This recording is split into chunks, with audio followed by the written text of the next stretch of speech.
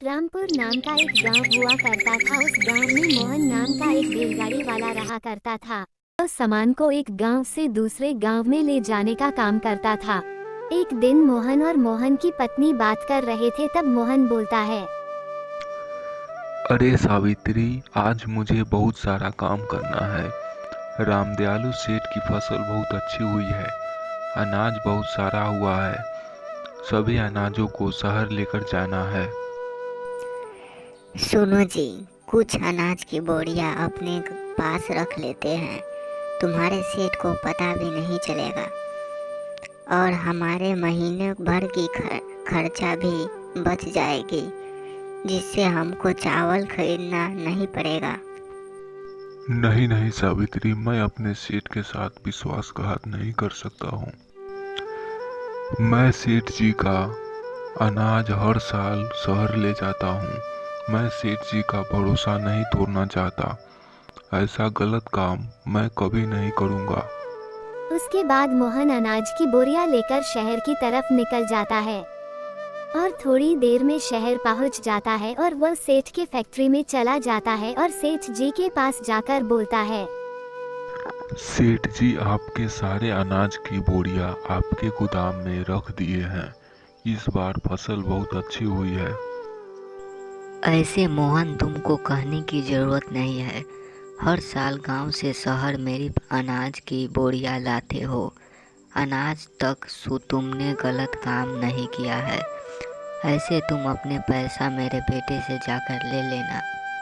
और मोहन शहर से घर की तरफ निकल जाता है। घर आने में मोहन को शाम हो जाती है और थोड़ी देर बाद मोहन घर पहुंच जाता है। मोहन की पत्नी मोहन को देखकर बोलता है। आ गया। अब पैसे कितने मिले? हर साल की तरह ही मिला होगा। बहुत ईमानदार बने फिरते हो। ईमानदारी का आज तक कोई फल मिला है? क्या सावित्री, ऐसा तुम क्यों बोल रही हो? 2 बोरी अनाज से हम अमीर नहीं बन जाएंगे। तुम लालची बन गई हो। ईमानदारी से जीना सीखो। कभी न कभी फल जरूर मिलेगा।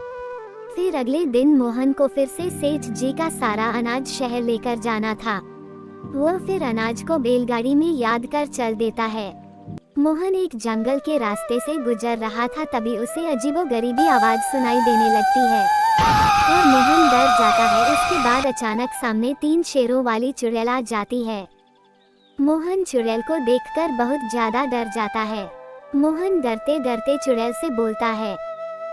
अरे चुड़ैल, हट जाओ मेरे रास्ते से। हे मानव, ये सारा अनाज किसका है?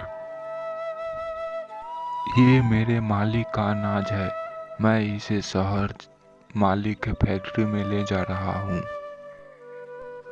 हे मानव, मैं इस अनाज के बदले बहुत सारा सोना दूंगा, लेकिन तुम्हें सोने में से एक भी मालिक को नहीं देना होगा। तभी मैं अनाज के बदले सोना दूंगा। नहीं नहीं, मैं सोने के लिए मालिक के साथ विश्वासघात नहीं कर सकता। मुझे जाने दो, मेरा रास्ता छोड़ दो। हे मानव, मैं तुम्हारा ईमानदारी का परीक्षा ले रहा थी और तुम इस परीक्षा में पास हो गए हो। तुम ये सोना और अनाज दोनों ले जाओ। अरे सावित्री, ये देखो मेरे ईमानदारी का फल। मैं सेठ जी का अनाज शहर ले जा रहा था, तभी सामने एक चुड़ैल आ जाती है। वह मेरे ईमानदारी की परीक्षा ले रही थी। मैं उसमें सफल हो जाता हूँ। तभी चुड़ैल बोलती है, ये सारे सोने भी ले जाओ। आप सही बोल रहे थे। ईमानदारी का फल एक न एक दिन जरूर मिल जाता है।